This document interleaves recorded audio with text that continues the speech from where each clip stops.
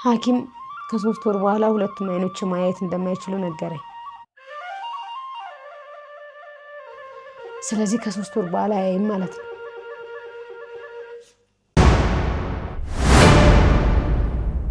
ሰላም ሰላም፣ ጤና ይስጥልኝ እናቶቼ፣ አባቶቼ፣ እህቶቼ፣ ወንድሞቼ በመላው ዓለም የምትገኙ ውድ ቤተሰቦች እንዴት ናችሁ? እግዚአብሔር አምላክ የተመሰገነ ይሁን። ክብሩ ይስፋ ለድንግል ማርያም ልጅ ለመድኃኔዓለም። ለዚህ ሰዓት፣ ለዚህ ችለት፣ ለዚህ ደቂቃ ያቆየኝ አምላኬ ክብር ምስጋና ይድረሰው። እንግዲህ ውድ ቤተሰቦች ዛሬ እንደ ድሮ እየሳኩኝ ወይም ፈገግ እያልኩ አይደለም የመጣሁትና ዛሬ የምነግራችሁ ነገር በጣም የሚዘገንና የሚከብድ ነገር ነው። በመጀመሪያ የሰው ልጅ ሙሉ ሆኖ ተፈጥሮ እንደዚህ ከጊዜ በኋላ አካል ጉዳተኛ ሲሆን ስሜቱ በጣም ከባድ ነው። መኖር ይቻል ይሆናል ግን በጣም ይከብዳል። ምክንያቱም ከመጀመሪያው ከሆነ አምነን እንቀበለዋለን። ቤተሰብም ሁሉም ሰው ራስም ያምንበታል። ከጊዜ በኋላ ሲሆን ግን በጣም ከባድ ነው። ሐኪም ከ3 ወር በኋላ ሁለቱም አይኖች ማየት እንደማይችሉ ነገረኝ። ስለዚህ ከ3 ወር በኋላ ያይም ማለት ነው።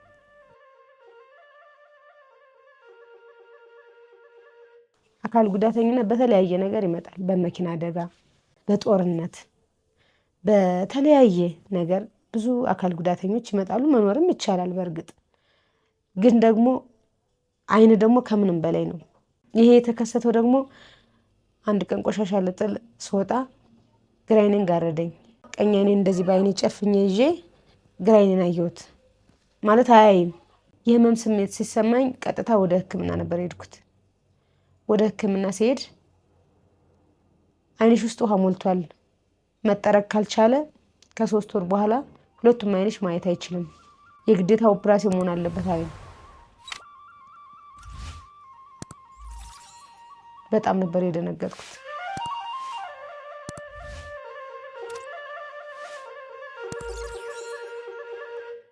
ሙሉ ናችሁ ተፈጥራችሁ አስባችሁታል? ስታዩ ኑራችሁ አስባችሁታል? በድንገት ሁለቱም አይኖቻችሁ በድንገት ምንም ባላሰባችሁበት፣ ብዙ ተስፋ በሰነቃችሁበት፣ ብዙ ዓላማ በያዛችሁበት አስባችሁታል? የምትወዱትን ቤተሰብ አታዩ፣ ልጆቻችሁን አታዩ፣ ስራ እንኳን መስራት አትችሉም። በእርግጥ አይነ ስውር ስራ ይሰራ ማለት አይደለም። ከመጀመሪያ ከሆነ ይለመዳል። ከጊዜ በኋላ ግን እንዴት ይለመዳል? ቤተሰቦች ብዙ ዓላማ፣ ብዙ ተስፋ፣ ብዙ እቅድ አቅዳችሁ በጣም ከባድ ነው። አይሁን ከሆነም የሚሆነውን አምኖ መቀበል ነው፣ ምንም ማድረግ ስለማይቻል።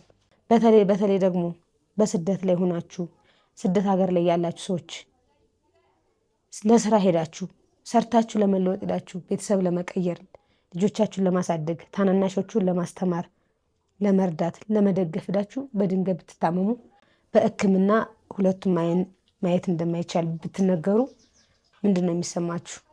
ልጅ ወልዳችሁ ለመሳም ትዳር ይዛችሁ የተለያየ ነገር ለማከናወን በምታስቡበት ሰዓት በድንገት ትታመማላችሁ። ከዛም ይኸው ብዙዎቻችን ስንታመም የምንሄደው ወደ ሐኪም ቤት ነው። በአብዛኛው በሕክምና ላይ ብራችንን ገንዘባችንን ጭፍጭፍ ካረግን በኋላ ነው ወደ ጸበል የምንሄደው ወይም ደግሞ እንደየእምነታችን ወደ ጸሎት የምንሄደው ማለት ነው። ከ3 ወር በኋላ ሁለቱም አይን ማየት እንደማይቻል ሲነገራችሁ በጣም የሚከብደው እና ውድ ቤተሰቦች በአሁኑ ሰዓት እኔ በጣም ግራ ገብቶኛል። የሚሄድበትን የምራመድበትንም አላውቅም። እናንተ ብትሆኑ ምን ታደርጋላችሁ? ጤናማ ሆናችሁ ድንገት እንደዚህ ስትባሉ ምንድን ነው የምታደርጉት? እኔስ ወዴት ልሂድ? ወዴት ትመሩኛላችሁ? ብዙ ተስፋ ይዛችሁ በድንገት ተስፋ የሚያስቆርጥ ነገር ሲመጡ ተስፋ በቆረጥንበት ሰዓት ወዴት ነው የምንሄደው? ሁላችሁም ወደ ራሳችሁ ወስዳችሁ ከእናንተ የኔ ቢሆን ብላችሁ አስቡት እስኪ። ስለዚህ እኔ ወዴት እንደሚሄድ አላውቅም። ያለኝ አማራጭ አንድና አንድ ብቻ ነው።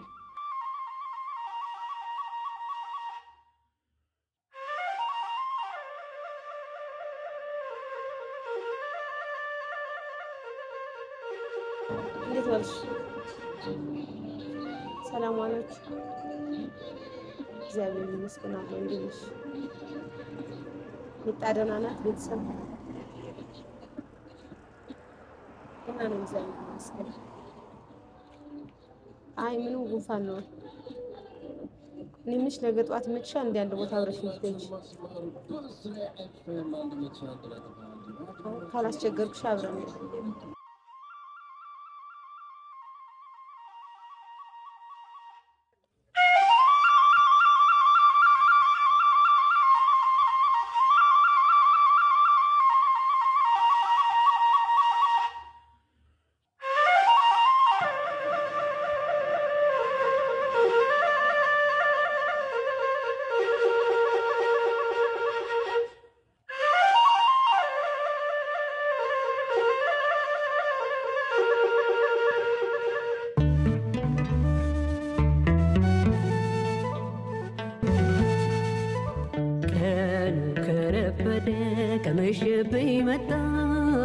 በስመ አብ ወወልድ ወመንፈስ ቅዱስ አሐዱ አምላክ ዓለም ሥላሴ ስም ጻመን ፈስርኩስ ባጋይስት ዓለም ሥላሴ ስም ጻመን ፈስርኩስ በእንተ ሚካኤል ወገብርኤል ሱራፌል ወኪሩቤል አፍኒን ወራጉኤል ሳቆይ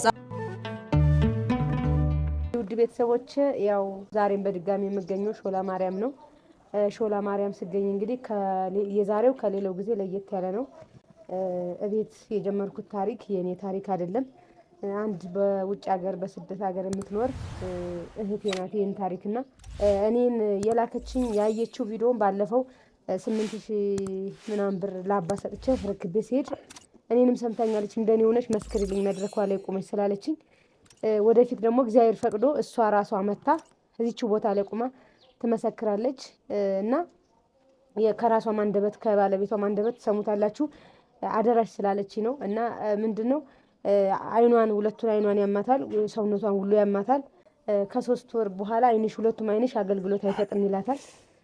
ያለችው ሰው ሀገር ነው፣ ማንም የላትም። ጤነኛ ሆነንም እንኳን አሰሪዎቻችን ከስንት ላይ ፈልጉን ይችላሉ አይደለም ጤነኛ ሳንን። እንግዲህ ከመጀመሪያው ሙሉ ናችሁ ተፈጥራችሁ አስቡት። አይንን የሚያክል ነገር ደግሞ በጣም ከባድ ነው እና በራሷ አንደበት ብታወራው የተሻለ ነው። እንደዚህ በቀላል ባጭር ደቂቃ የሚገለጽ አይደለም እና ምስክርነቱ መሰለሽ ነው። እዚህ ስደት ሀገር ቆይቻለሁ ከመጣሁ። ለምን የቆየሁበትም ምክንያት አለው። እሱ ራሱ ተወርቶ አያልቅም፣ የኔ ታሪክ ማለት ነው። ራሱ አንድ መጽሐፍ ይወጣዋል። ግን እዚህ ስቆይ ማለት ነው አይኔ ደህና ነበር እና አንድ ግራ አይኔን ጋረደኝ።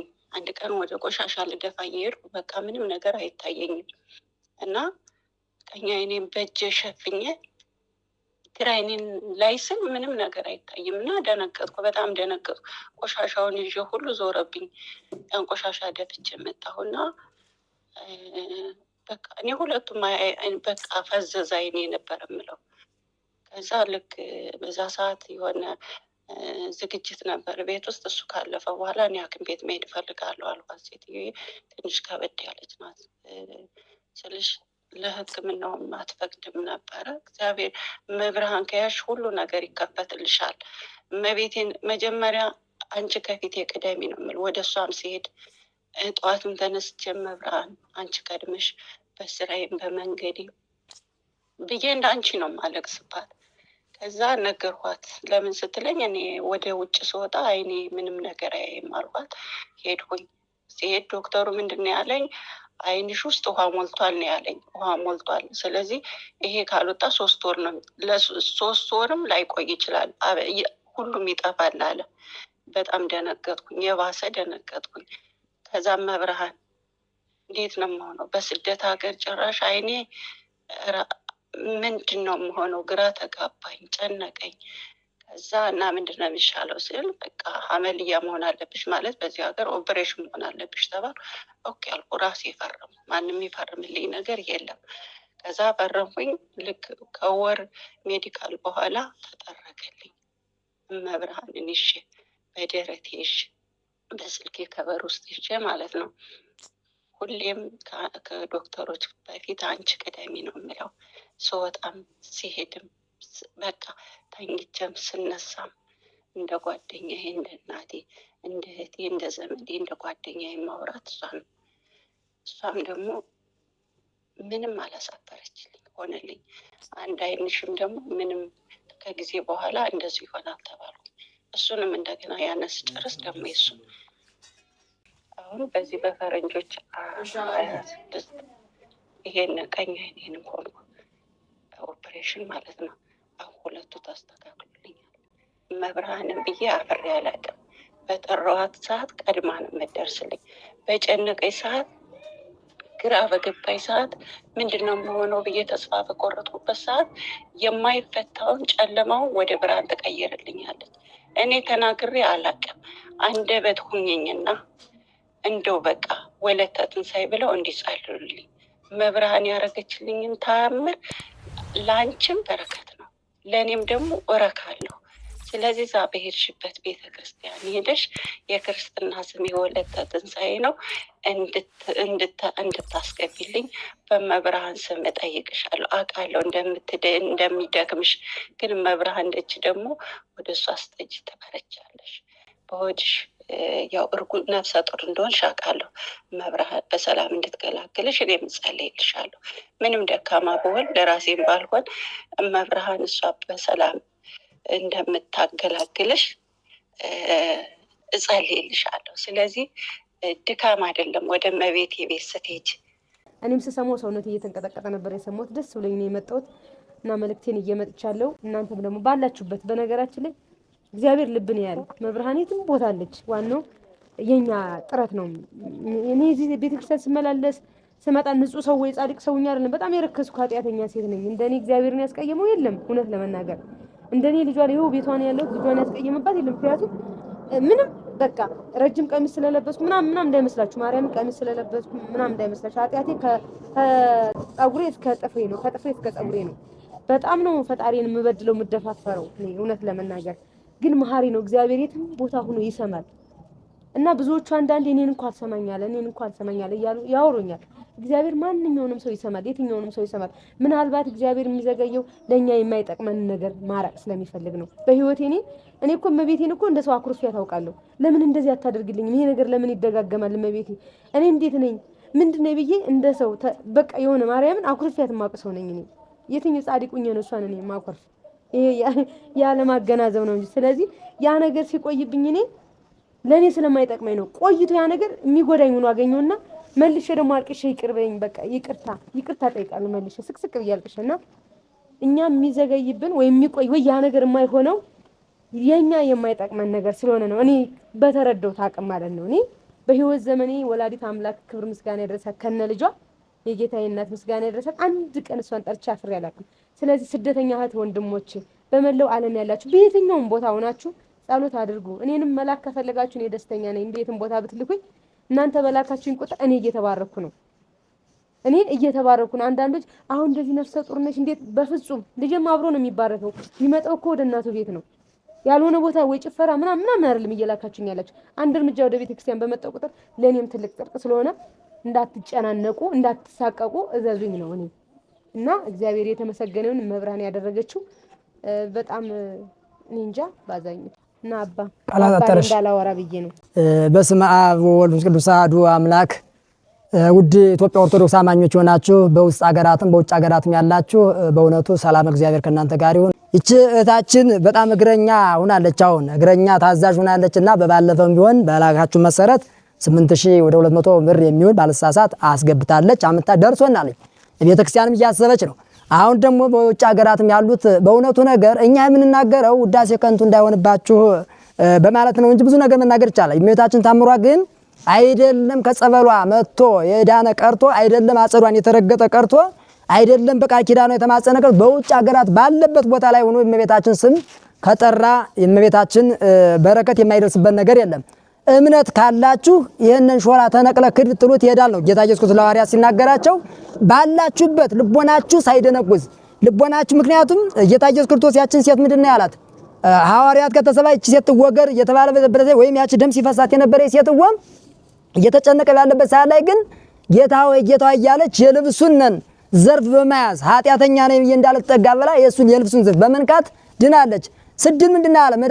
መለኮትነቱ ተረስቶ አይደለም። ኢየሱስ ክርስቶስ ምን አላት? አንቺ ያዳነሽ እምነትሽ ነው ያዳነሽ ነው ያላት። ለዚህ ጌታችን የደረሰች እመቤታችን በዓለም ላይ ያላችሁት በችግር ባለንጋ የምትገረፉ ፈተና የበዛባችሁ እንቆቅልሹ የበዛባችሁ እመቤታችን እንቆቅልሽ እንደምትፈታላችሁ አልጠራጠርም።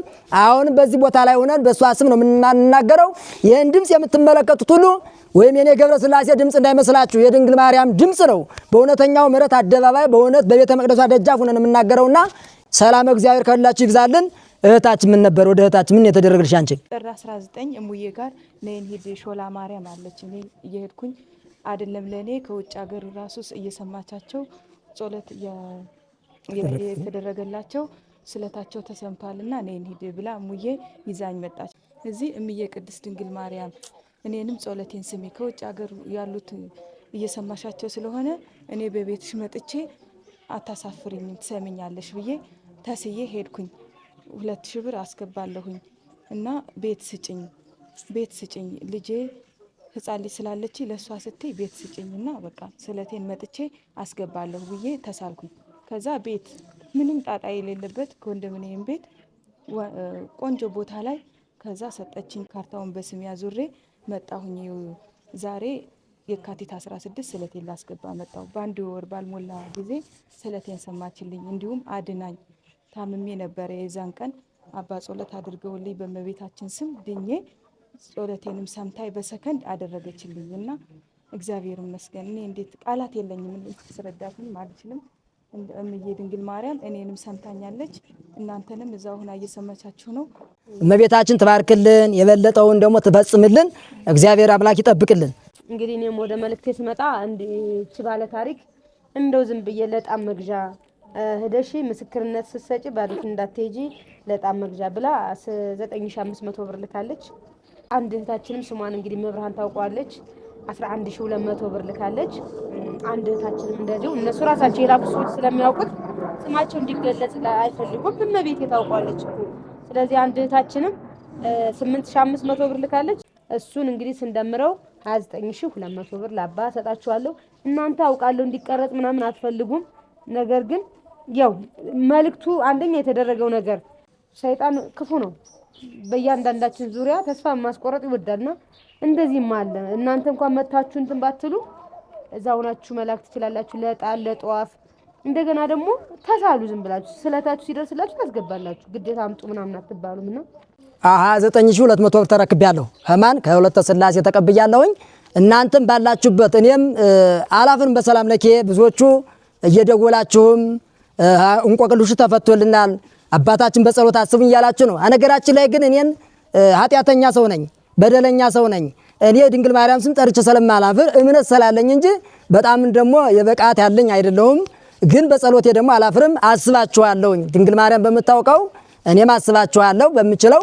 ሁላችሁም ቢሆን ይህን መልእክት እያደረሳችሁ ለተቸገሩት፣ ለታመሙት፣ ለተለያየ ሁሉ ብዙዎቹ እየደወላችሁ አሁን ስለታችንን እንልካለን ድነናል፣ ከካንሰር በሽታ ከኤችአይቪ ኤድስ ዳን ያላችሁ ብዙዎች አላችሁና ሰላም ለኪ ብለን በእመቤታችን ጸሎተ ማርያም አፍረንም አናውቅም፣ ነገም አናፍርም። ሥላሴ ይባርክልን። የደረሰን መባችሁን ጸሎታችሁን እግዚአብሔር አምላክ ይቀበልልን፣ ስለታችሁን ያስመርልን። የበለጠ ከቦታው አጸዷ እንድትረገጡ ድንግል ማርያም ትባርክልን። በጸሎተ ማርያም የለመኑ በሥላሴ ርቀው ያመኑ ቀርበው የተማጸኑ ተስፋ ያጡምና ስጦታችሁን ትቀበልልን። የዛሬ ዓመት ኪዳነ ምሕረት ታድርሳችሁ። ይህ ቃል የእሷ ቃል ይሁንላችሁ። ባላችሁበት እንቆቅልሽ ትፍታላችሁ። ለመላእክት እህታቸው፣ ለነቢያት እናታቸው፣ ለሰማዕታት ሞገሳቸው፣ ለተራቡት ምግባቸው፣ ለተጠሙ መጠጣቸው፣ ላዘኑት ደስታቸው፣ ለታመሙት ፈዋሻቸው፣ በረከት ላጡት የበረከት ቤታቸው፣ ፍቅር ለጠፋባቸው ፍቅር ቤታቸው፣ እውቀቱ ለጨለመባቸው እውቀት ብርሃናቸው፣ ዋስ ጠበቃ ላጡት ዋስ ጠበቃቸው፣ ስንዱ እመቤት አፍጣኒ ተረድኤት ባደራችሁበት ትደርላችሁ፣ በኋላችሁበት ትዋልላችሁ፣ የልቦናችሁ መሻት ትፈጽምላችሁ፣ የመንግስት ወራሽ የስሙ ቀዳሽ ታድርጋችሁ። በዓሉን ባለ ክብር ባለ ደስታ ያድርግልን። ባላችሁበት ድንግል ማርያም ተባርካችሁ።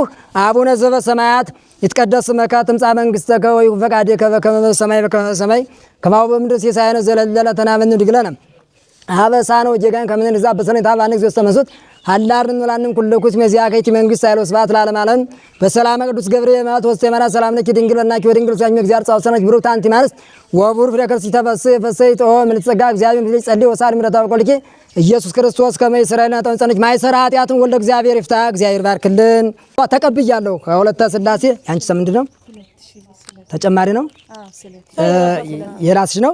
ይሄ ራሴ ነው። ቢሆንም ይሄ 2000 ብር በስለዚህ 31,200 ብር ተቀብያለሁ እኔ። እህታችን እድሜ ይስጥልን፣ እናመሰግናለን። የሥላሴ ቸርነት አይለያችሁ። እኛ ይህንን የምናደርገው እንዳንፈተን ብለን ነው እንጂ ሰዎቹ ውዳሴ ከንቱ እንደማትፈልጉ እናምናለን። ግን ደግሞ ዘመኑ ያለንበት ርዕዮተ ዓለም ላይ ትንሽ ፈታኝ ዘመን ስለሆነ ይሄ ቪዲዮ ገብቶ በመረጃ ማድረግ ማለት ከምንም በላይ ምንም ምስክር አያስፈልገውም ቃሉ ስለሆነ ነው። ስለዚህ እኛ ደግሞ ለራሳችን እንዳንፈተን በማለት ነው። ይሄን ተቀብያለሁ። እናመሰግናለን። ስማችሁን እህታችን በውስጥ መስመር አውሯት፣ እኛም መብላ ኃጢአት እንዳይሆንብን እንድናስባችሁ። እርግጥ እመቤታችሁን አትረሳችሁም፣ ግን ደግሞ እኛም በተሰጠነው አገልግሎት እንድናገለግል ለማለት ፈልጌ ነው።